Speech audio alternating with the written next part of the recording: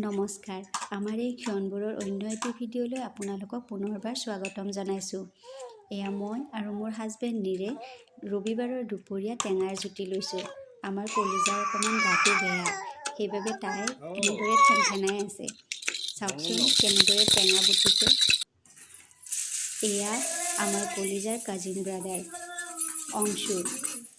কলিজাই তাক বৰ ভাল পায়। দুয়োটাই পূৰা খেলত ব্যস্ত আৰু ইপিনে তাই দেউতাকে টেঙাৰ জুতি লৈছে।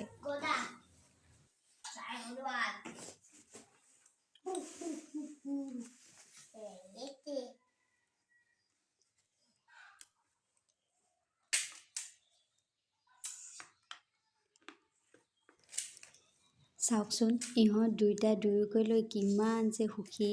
এনেদৰে ভায়েক ভনীয়েকৰ মৰমবোৰ দেখিলে ভাল লাগে। থাকক ইহঁতৰ মৰমবোৰ সদায় এনেদৰে।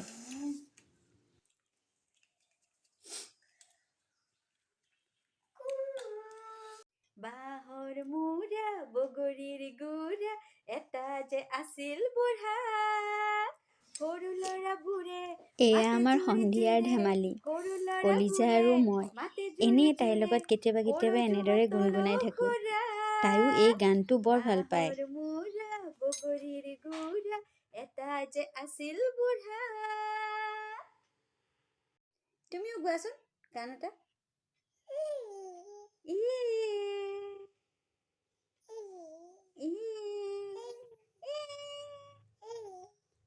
মা কলিজা কোনটো? অ' মা কলিজা নাই, ক'ত গ'ল? ফুপু গ'ল নেকি? সেইটো মই তোমাক চুমন্তে কৰি দিম নেকি এতিয়া? নালাগে। কেনেকে চুমন্তে কৰি দিওঁ মই? দেখুৱাই দিয়াচোন।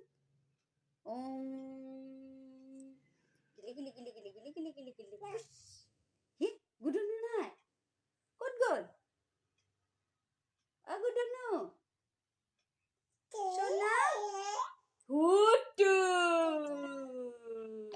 এইবোৰ সৰু সৰু ধেমালি, কিন্তু জীৱনৰ আচল ৰং ইয়াতেই বিচাৰি পোৱা যায়, নহয় জানো?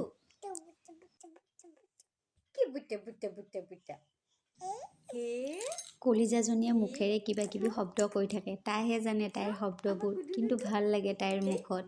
লাজ লাজ লাজ লাজ, ইচ ৰাম লাজ লাজ দেই। পিছদিনা ৰাতিপুৱা হ'ল। কৰ্মৰ যুদ্ধক্ষেত্ৰ আৰম্ভণি। কলিজাক এনেদৰে আকৌ চকীত বান্ধিলোঁ। আজি যিহেতু সোমবাৰ, নীৰৰ অফিচ আছে, সেইকাৰণে ৰাতিতেই মই কাপোৰবোৰ ধুই থৈ দিছিলোঁ আৰু এতিয়া অফিচ যোৱাৰ পিছত মেলিহে দিছোঁ। কিছুমান কাম ৰাতি নকৰিলে ৰাতিপুৱা ভাগত বহুত অসুবিধা হয়। যিহেতুকে আমি অকলশৰীয়া, সেইবাবে কলিজাকো চাব লাগে আৰু কামো কৰিব লাগে। কলিজাও এতিয়া বৰ উৎপতীয়া হৈছে। চকীখনত যদিও বান্ধি থৈ দিওঁ, তথাপিও কিবা এটা ভয়ে লাগি থাকে। ইমান উৎপাত কৰি থাকে তাই।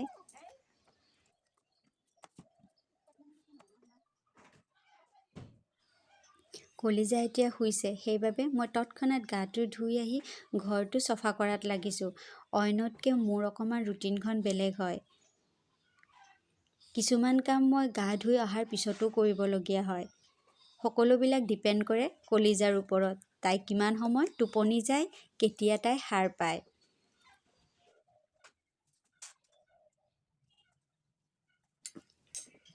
এতিয়া যিহেতুকে কলিজাজনীয়ে বস্তুবোৰ নিজে নিজে থপিয়াব পৰা হৈছে, সেইবাবে মই ঘৰটো পাৰালৈকে পৰিষ্কাৰকৈ ৰাখিবই চেষ্টা কৰিছোঁ। এইটো কলিজাৰ ৱেড্ৰব। ককাকে তাইৰ বাৰ্থডেত গিফ্ট কৰিছিলে। চফা কৰি হোৱাৰ পিছত মই ভাত খাবলৈ লৈছোঁ। নীৰে বনাইছে। আগতে দুয়ো একেলগে খাইছিলোঁ। যিহেতুকে ময়ো কৰ্মৰত আছিলোঁ, দুয়ো একেলগে খাই ওলাই গৈছিলোঁ। কিন্তু এতিয়া সকলো সলনি হৈ গ'ল। এই যে মই কৈছোঁ নীৰে বনাইছে বুলি, যেতিয়াৰ পৰা কলিজাজনী আমাৰ মাজত আহিছে, তেতিয়াৰ পৰা ৰাতিপুৱাৰ ভাতটো প্ৰায় তেওঁৱেই বনায়।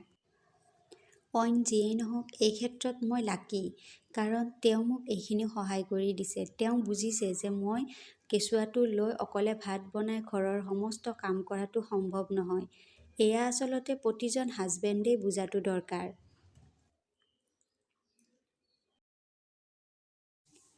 মই আগতেও কৈছিলোঁ যে মোৰ নিয়ম অইনতকৈ অকণমান বেলেগ, আৰু সকলো ডিপেণ্ড কৰে আমাৰ কলিজাৰ ওপৰত। যিহেতুকে তাই এতিয়াও শুই আছে, সেইবাবে মই ভাত খাই উঠিয়েই মই ঘৰটো মুচিব লৈছোঁ।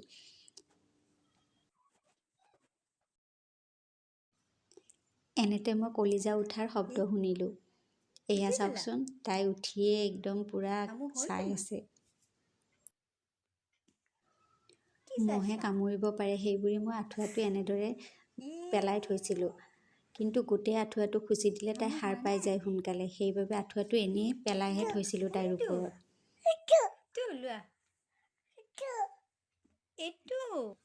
টোপনিৰ পৰা উঠিয়ে তাইৰ এইটো সেইটো আৰম্ভ।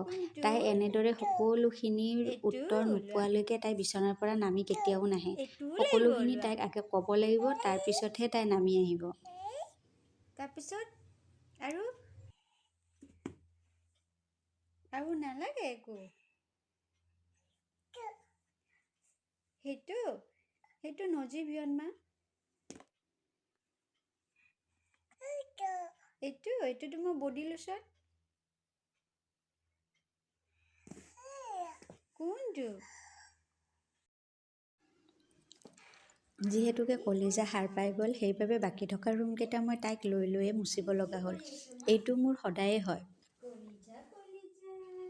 যেতিয়া তাই 3 মাহমান আছিলে, তেতিয়া ভাল আছিলে। তাইক মই বেগখনত ভৰাই এনেদৰে কাম কৰিব পাৰিছিলোঁ।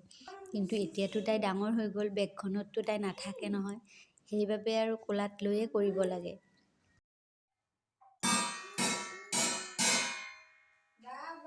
মোৰ কাম কৰি হোৱাৰ পিছত কলিজাক কিবা এটা খোৱালোঁ। খোৱাৰ পিছত এনেদৰে বহাই থৈছোঁ, কাঁহী আৰু কৰচ দি।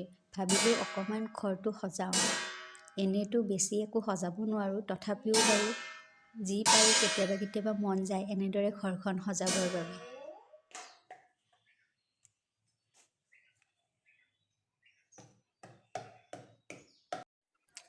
এইবাৰ কলিজাক চোতাললৈ লৈ আহিছোঁ খেলিবৰ বাবে। সৰু ল'ৰা-ছোৱালীক এনেদৰে মুকলি আকাশৰ তলত খেলিবলৈ দিলে সিহঁত ফিজিকেলি আৰু মেণ্টেলি ষ্ট্ৰং হয়।